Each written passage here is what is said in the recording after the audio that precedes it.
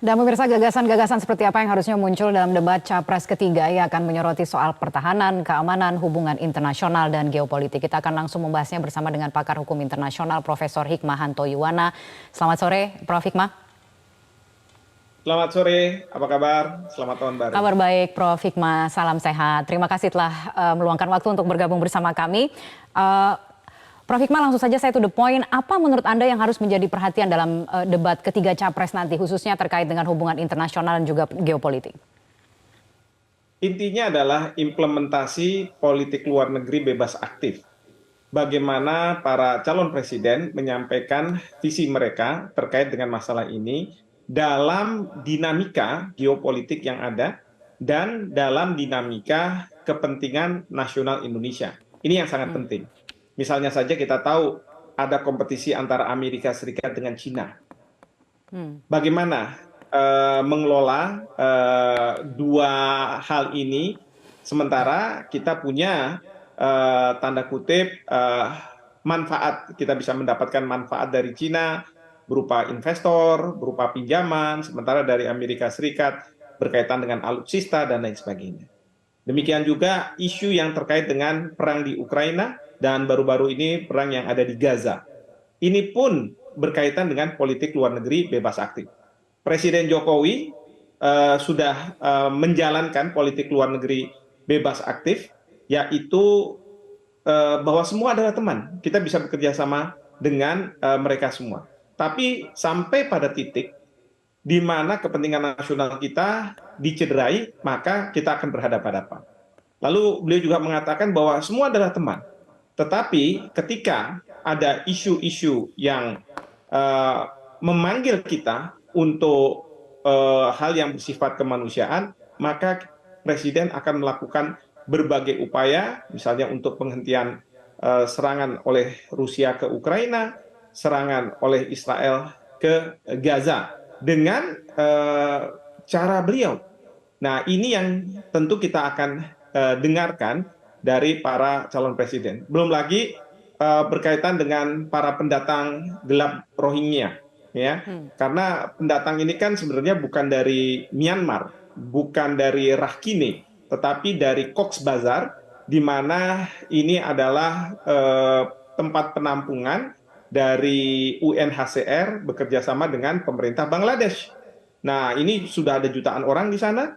Mereka sebagian bisa meloloskan diri dan ada dugaan bahwa ada TPPO. Nah, kemudian bagaimana kita menyikapi hal ini? Ini juga sangat penting para capres untuk menyampaikan. Intinya adalah isu-isu politik luar negeri bebas aktif yang diimplementasikan nanti itu harus sesuatu yang berkaitan dengan rakyat, yang rakyat mudah memahami dan dia secara sadar, terutama para swing voters, memilih siapa di antara tiga ini yang pantas untuk menakodai Indonesia dengan kebijakan-kebijakan yang muncul dalam sesi debat ini. Demikian kami. Oke, kalau begitu apakah misalnya bisa dikerucutkan mana sebenarnya resiko, kalau kita bicara resiko geopolitik yang paling berdampak ke Indonesia dan yang kemungkinan akan terjadi dalam waktu dekat ini, jangka menengah, paling tidak sampai dengan jangka menengah, dan yang harus diantisipasi? Ya, yang pasti adalah banyak hal yang sebenarnya membutuhkan peran sentral dari Indonesia, tetapi bukan sebagai kekuatan besar, adidaya, tetapi kekuatan menengah, middle power. Nah, apa yang bisa dilakukan oleh Indonesia?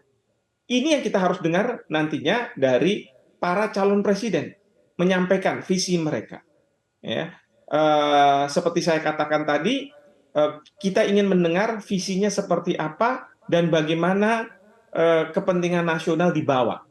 Ya, jangan sampai kita visinya sangat universal, sangat besar, tetapi mengorbankan kepentingan nasional Indonesia. Nah, tapi rumusan-rumusan besar ini kan harus didetailkan. Nah, detailnya itu seperti apa? Ini yang kita akan nantikan dan dengarkan pada debat Presiden tanggal 7 Januari nanti. Oke, Prof. Hikmah, kalau kita bicara soal standing Indonesia di panggung internasional, ada misalnya penggunaan, maksud kami, penggunaan apa yang dinamakan sebagai soft power dan juga hard power. Dalam konteks dunia saat ini, menurut Prof. Hikmah, mana yang harus dibangun terlebih dahulu oleh Indonesia dan apa alasannya menurut Anda? Ya, kalau menurut saya karena kita kekuatan yang sifatnya middle power ya, kita bukan negara adidaya, maka yang kita harus kedepankan adalah soft power kita, ya, soft power kita. Dan ini Soft power sudah artinya dilakukan kekuatan oleh diplomasi ya, Prof? presiden-presiden sebelumnya. Presiden hari ini Pak Jokowi maupun Presiden SBY dan sebelum-sebelumnya. Ini sudah kita lakukan sebenarnya. Nah, cuman bagaimana apa namanya masalah detailnya itu. Misalnya saja kita mau menjadi negara yang mengembangkan soft power, tapi Menlunya tidak memiliki pesawat sendiri. Dia harus menunggu pesawat terjadwal. Wah, kalau menurut saya nggak bisa kalau seperti itu. Jadi harus ada pesawat yang bisa melakukan shuttle diplomacy bagi Menteri Luar Negeri. Jadi tidak terganggu dengan jadwal-jadwal pesawat yang ada. Itu kalau kita mau menjadi sebuah negara kekuatan menengah. Walaupun orang mengatakan ya simple, tetapi itu penting. Ya, bagaimana kita bisa meyakinkan negara yang bertikai untuk melihat sisi dari kemanusiaannya, melihat dari sisi negara-negara berkembang yang akan terdampak dari misalnya perang di Ukraina, perang di Gaza. Bagaimana kita bisa bertemu dengan pemimpin-pemimpin negara seperti yang dilakukan oleh Presiden Jokowi yang tidak secara formal, tapi beliau bisa mengenal dengan baik gitu ya mitra-mitranya dari luar negeri, bahkan beliau tuh bisa angkat telepon dan berbicara. Nah, hal-hal yang seperti ini harus dimiliki oleh siapapun yang akan menjadi presiden Indonesia ke depan, karakternya. Nah, di dalam debat presiden ini, tentu ini yang harus dimunculkan, sehingga publik yang harus memilih yakin betul bahwa figur yang akan dipilihnya itu memiliki karakter seperti negara yang kelas menengah, tetapi sangat berpihak pada ketertiban dunia dan masalah kemanusiaan. Oke, baik. Satu pertanyaan terakhir, secara pribadi Prof. Hikmah, jika kemudian Anda punya kesempatan untuk bertanya, kira-kira pertanyaan apa yang ingin Anda ajukan? Dan bagaimana menguji tawaran masing-masing paslon yang bisa dilakukan secara realistis? Ya, saya akan bertanya tentang politik luar negeri bebas aktif, bagaimana implementasinya. Dan sebagai negara yang middle power, kira-kira apa yang bisa dimaksimalkan dari alutsista yang kita miliki.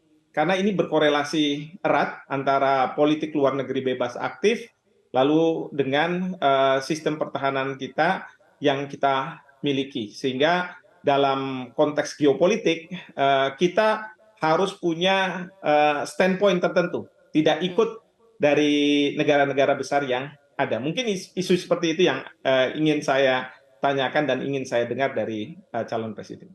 Baiklah, terima kasih Prof. Hikmah telah bergabung bersama kami di Metro hari ini.